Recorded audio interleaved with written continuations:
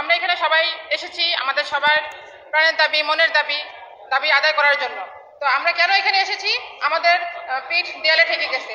2015 সালে আমাদেরকে pay scale দেওয়া হয়েছে, সেখানে আমাদেরকে পে স্কেলতে দিয়েছে, কিন্তু আমাদের টাইম স্কেল সিলেকশন করে এগুলো রাখা হয় নাই। আমরা যারা উন্নয়ন প্রকল্প থেকে এসেছি, আমরা কেউ টাইম স্কেল সিলেকশন করে এগুলো পাচ্ছি না। আর সবচেয়ে বড় কথা হচ্ছে যে আমরা যারা দশম গ্রেডে আসি, আমরা না পাচ্ছি প্রমোশন, না পাচ্ছি কর্মকর্তার প্রমোশন, কর্মকর্তা হিসেবে সেকেন্ড ক্লাস হিসেবে কোনো দাবি পাচ্ছি না, আর তৃতীয় শ্রেণী হচ্ছে কোনো মূল্য পাচ্ছি না। আমরা এখানে আসার পরে আমরা মহার্ঘ ভাতা চাচ্ছি না, আমরা চাচ্ছি আমাদেরকে পে স্কেল বা টাইম স্কেল ইনক্রিমেন্ট দেওয়া হোক। তো আমাদেরকে যদি ইনক্রিমেন্ট দেওয়া হয়, আমাদের সেটা পেনশনের ক্ষেত্রে কাজে লাগবে। মহার্ঘ ভাতা দেওয়া হলে সেটা তো আমাদের কোনো কাজে লাগবে না। মহার্ঘ ভাতা দিবে, দিয়ে আবার সেটা পে স্কেল হোক, তখন কেটে নেওয়া হবে।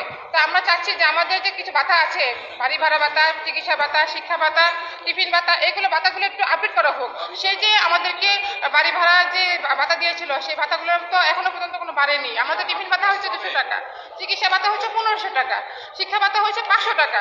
একটা স্কুলে ভর্তি করাতে গেলে সেখানে আমাদের ভর্তি লাগে, সেখানে আমাদের মাসে বেতন দেওয়া লাগে। তো 500 টাকা শিক্ষা ভাতা দিয়ে কি বাচ্চাদেরকে লেখাপড়া করানো যায়?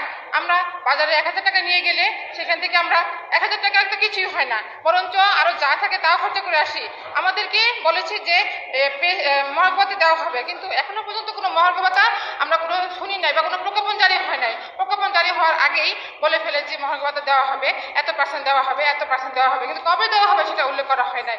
উল্লেখ করার আগেই বাজারে গিয়ে দেখেন সবকিছুর দাম বেড়ে গেছে। যদি বাড়ে 1 টাকা, বাজারে বাড়ে 10 টাকা। তা আমরা এখন কোথায় যাব, কি করব?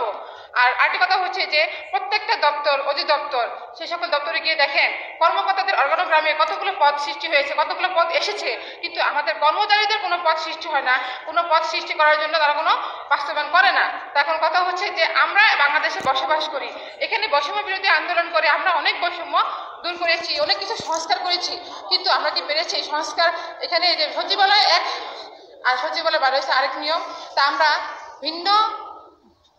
ভিন্ন নিয়োগ বিধি সংস্কারের চাই, কারণ সচিবালয় যে এক নিয়ম, সচিবালয় বার আরেক নিয়ম, তা আমরা কেউ চাই না। আমরা চাই সচিবালয় নেয় আমরা যেন প্রত্যেকটা দপ্তর, ওই দপ্তরে সুযোগ সুবিধা লাভ করার জন্য। এই বলে আমি আমার বক্তব্য শেষ করছি। আসসালামু আলাইকুম।